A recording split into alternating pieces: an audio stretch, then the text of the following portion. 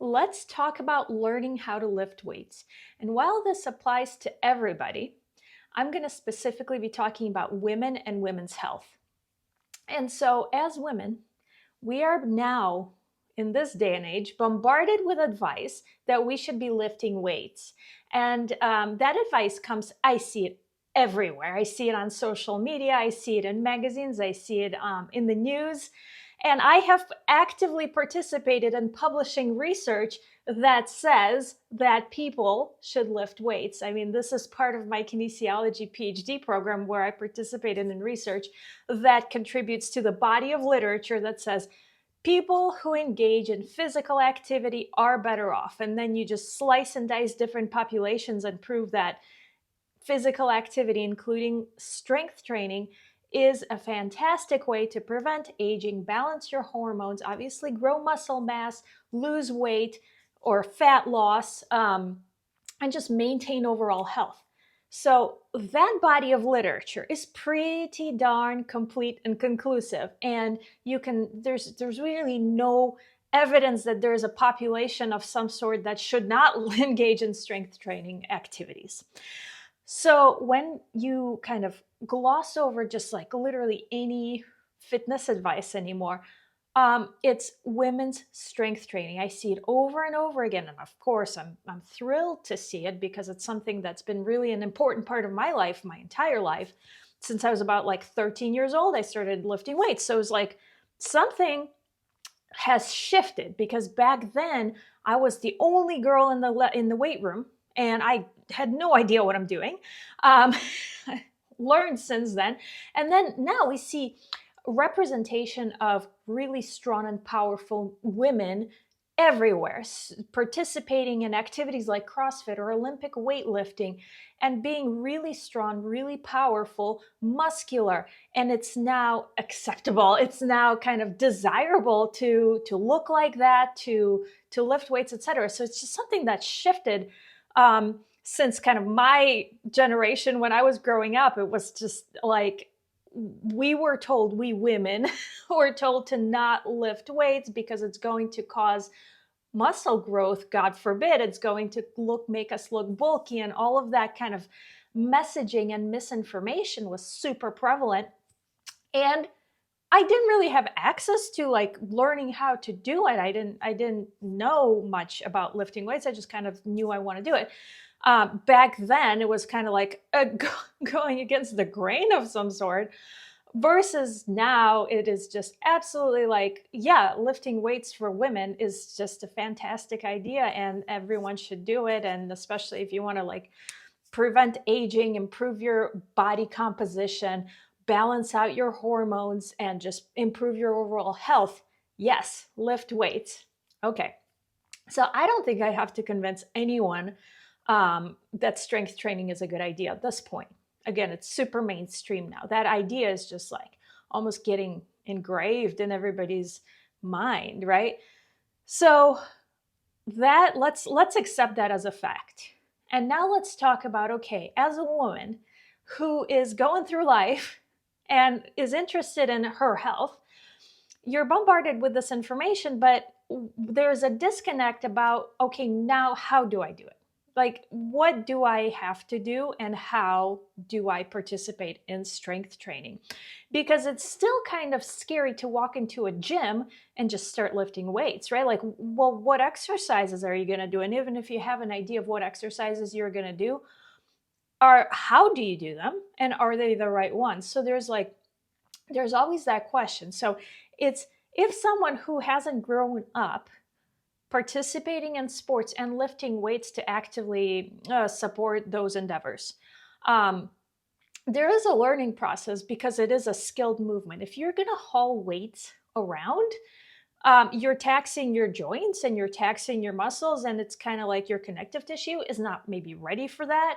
And there is a technique component to it, right? So it's like, it just like any other sport, this is I mean, in fitness, participating in strength training, lifting weights, there is a certain technique involved, and it can vary depending on your goals. So if you're going to be told that you need to lift weights, and they need to be heavy weights for you to reap the benefits of muscle building, again, preventing muscle loss as you get older, improving your body composition, balancing your hormones, and maintaining overall health.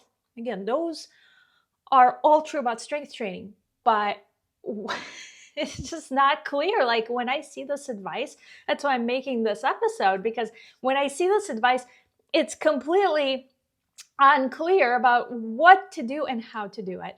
And so the question then becomes, how do you learn? How do you learn to lift weights?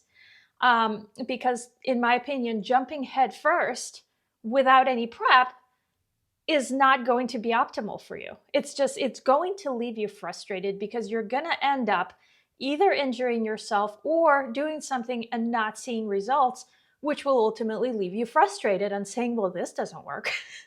Right? So there is a technique, there is a way, there is a program that exists that can help you. So let's talk about it. Now, everybody has a program that they can offer you. And in fact, like, I've seen when ChatGPT came out and became like open to the public, right? Everybody started using AI. And one of the prompts that was like really recommended to people is like, have the AI, have ChatGPT build you a fitness program. And you can give it your age and your goals. And, you can get a fitness program literally from anywhere, including from ChatGPT, from AI, right? Because the algorithm simply takes everything that's on the internet, reads through it for you, and then manifests some program that's kind of like more tailored to you based on the body of literature or body of like different programs that are available on the internet, right? So it's actually taking into account everything that's out there, and it's kind of like putting in front of you something that's going to be pretty good, to be honest. Like, even ChatGPT is going to give you a pretty good program. You don't even have to like do something generic. You might even get a tailored program from AI. And this is true. I mean, this is something that you can absolutely try. There's still a technique involved, and then there's still a way to assess if this program is right for you. And that is the part that AI can never do, because AI is simply regurgitating information from the internet. So, and what is out there on the internet right now about in terms of programs? So there's a ton. I mean, it's so many YouTube videos that you could just watch and follow along, for example, or you can go to your local fitness club and obviously participate in a group fitness program. None of that is tailored to you, right? So none of that is specifically for you. So maybe you can start, narrowing down that this is a fitness class for women over 40 who are going through menopause and are looking to strengthen. Like, I'm sure you can find something a little bit more tailored to you. But here's my point. Everything out there is based on research that was done on men.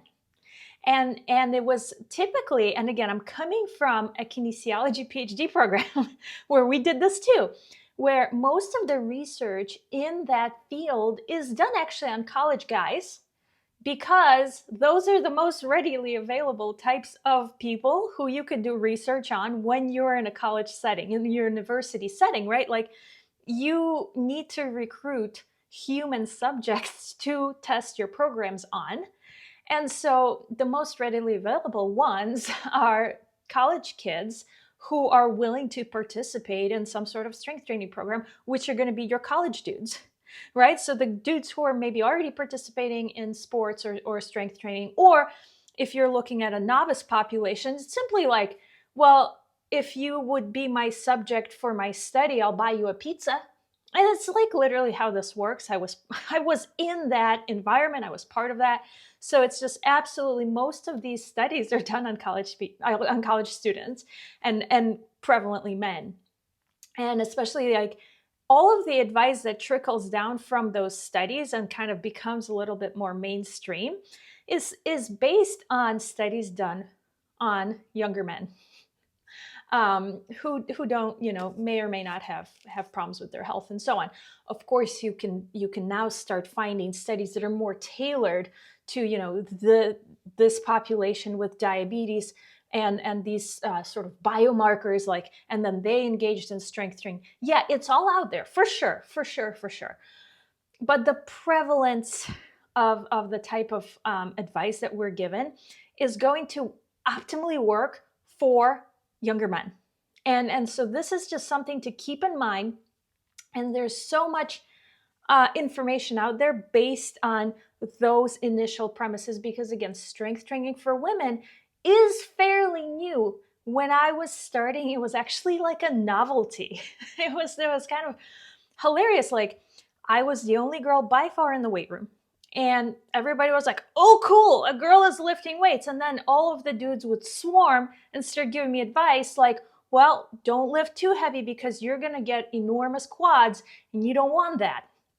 I didn't ask. Like, obviously, I did not ask their opinion, but they were trying to prevent me from doing like heavy squats. And it was just hilarious because I personally have a hard time gaining muscle, but most women are going to have a hard time gaining muscle simply because of our biochemistry. And like, we are not, we don't have testosterone to help us in the human growth hormone. Like, we're not going to gain muscle easily. And any woman who has tried, like myself, I've tried, will tell you, like, it is so difficult to gain muscle. And there's some people, usually it's a younger male, who is going to just look at weights and is just going to like bulk up. That's just not the experience that, the majority of women have who are trying to gain muscle mass. It's not easy. Gaining muscle mass is not easy. And so there's like a huge dietary component involved. You have to feed the muscle to grow it. You have to lift really heavy weights a lot. Many days in the weight room. Like, it takes an insane amount of effort actually to gain muscle. And so you see CrossFit athletes. It's not like they just started, right? So if you see muscular women who are weightlifters, bodybuilders, fitness competitors, CrossFit athletes, like, they didn't just start. They've been at it, and they are taking supplements. They are to support that muscle growth. It's not simple.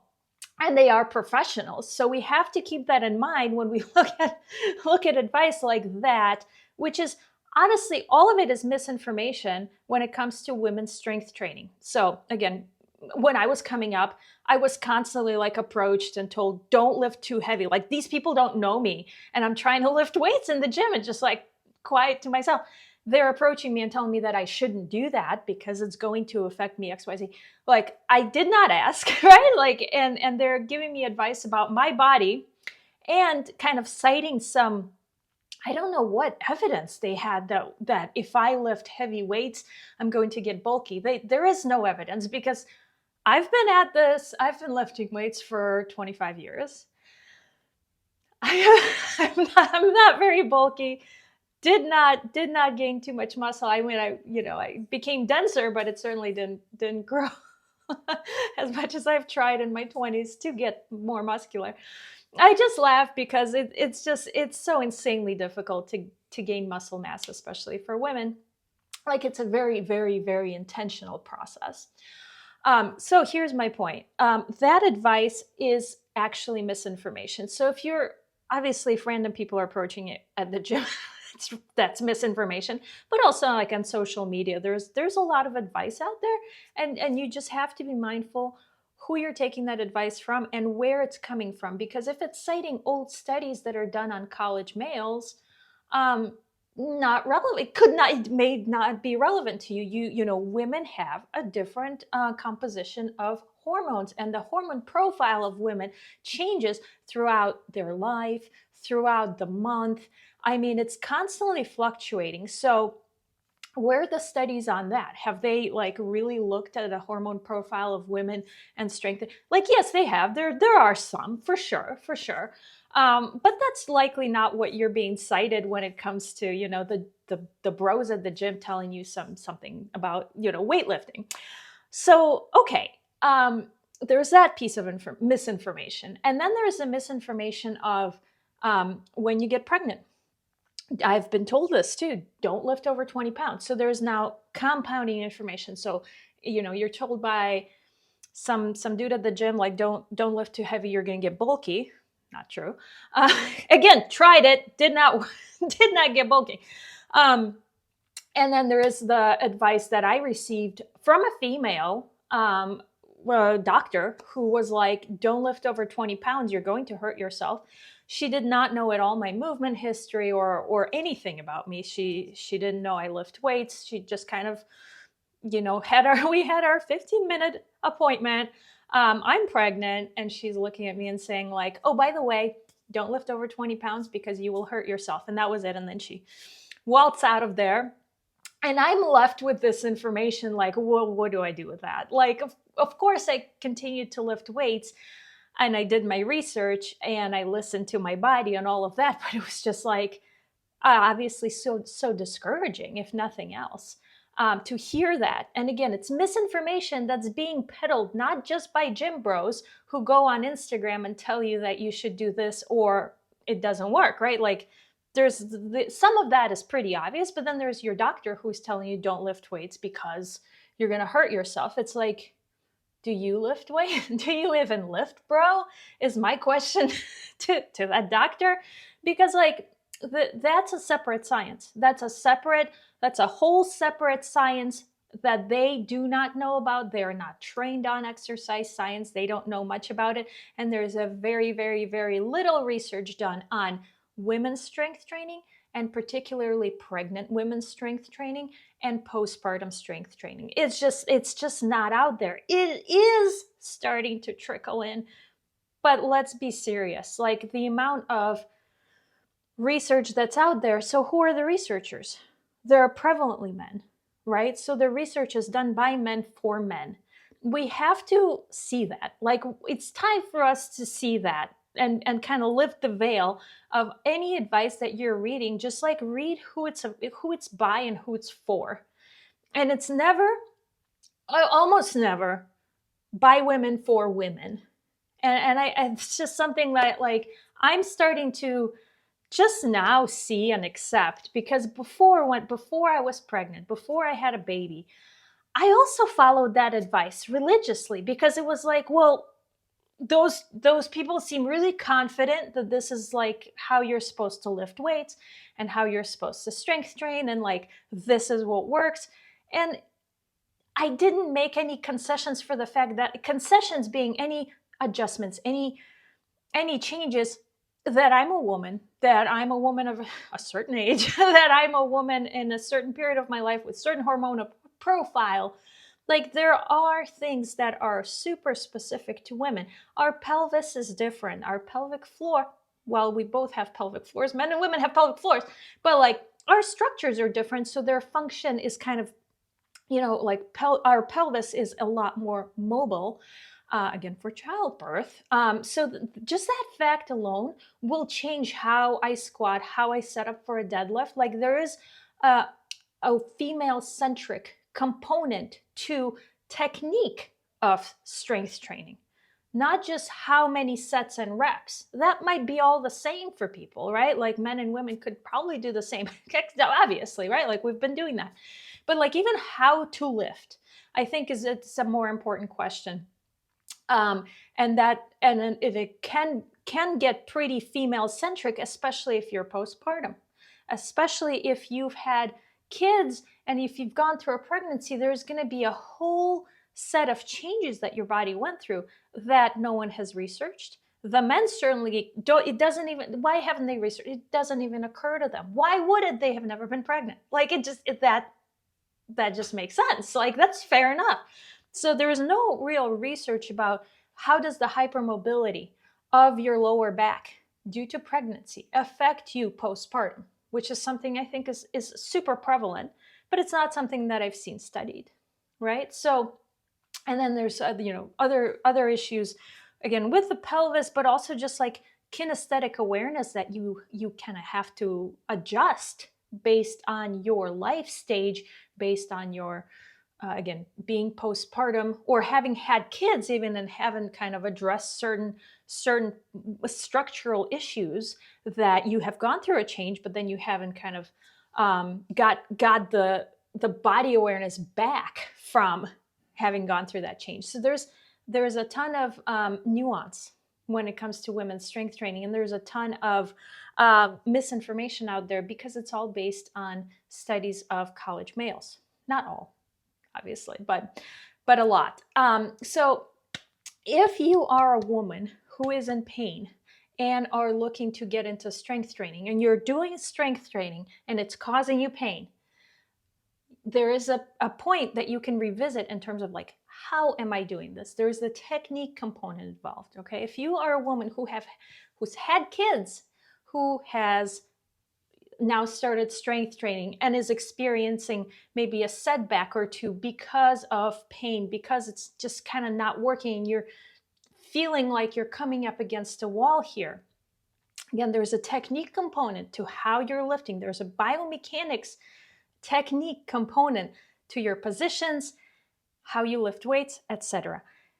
If you are going through a life stage change of menopause, or of, again, just our hormones fluctuate throughout our life, and of course, if we had kids before and after, and you're looking to get into lifting weights, again, there's going to be your joints can literally be more hypermobile than normal, and there's going to be a need to stabilize them as you're getting into lifting weights. And so there's a technique component to lifting weights. Again, if you have different goals all around, it's not going to be the goals of 20-year-old males in college. And so just be mindful of that. And so this is where I focus. So my focus is specifically on teaching you how to lift weights so that you can do any strength training program that you want to get involved in. If it's coming from ChatGPT and AI, I think that's totally great, as long as you know exactly how to perform the lifts and you can assess that it is serving you and it is appropriate for your body, right? So I want to give you that biofeedback. I want to teach you exactly how to be aware that this is serving you, and this is exactly how I perform the squats that is right for my body, that is going to get me out of pain, not cause more pain. So this is such a key point to, if you're going to be consistent in strength training, you have to be out of pain. It shouldn't be the more I lift, the more pain I'm in. I'm not talking about muscle soreness. I'm talking about joint pain. I'm talking about if your back and your knees ache and you feel worse after strength training, like that's not serving you. That's not good for you. Like I tell you right now. So this is exactly where I focus. I want to work with women who are struggling to get into a strength training program because they're given advice from the wrong crowd. They're getting misinformation left and right, and they're struggling with pain. They're struggling with getting back into a fitness routine. They're struggling with consistency because of experiencing that aches, pains, and those setbacks that it's like, well, I've been at it for a few weeks or months and it's not working. It's not showing up in my body. I'm not feeling better. This is the key. It's likely because that advice that you're getting is not meant for you. It's not tailored to your body, your life stage, your hormonal profile, again, that may be causing some hypermobility that we need to address and stabilize your back. So there's so many different things we can do to actually thrive in a fitness program, and to optimize how you move so that you can move efficiently, so that whatever program you engage in, you're free to take a group fitness class, but then you're feeling fantastic after, right? So you're getting stronger after. So it's actually getting you better and towards your goals, closer to your goals, rather than kind of, one fitness class a week and I'm on the couch for the rest of the week because I'm in pain. We don't want that. That's counterproductive. So that's exactly my focus, and that's why I focus on women's strength training.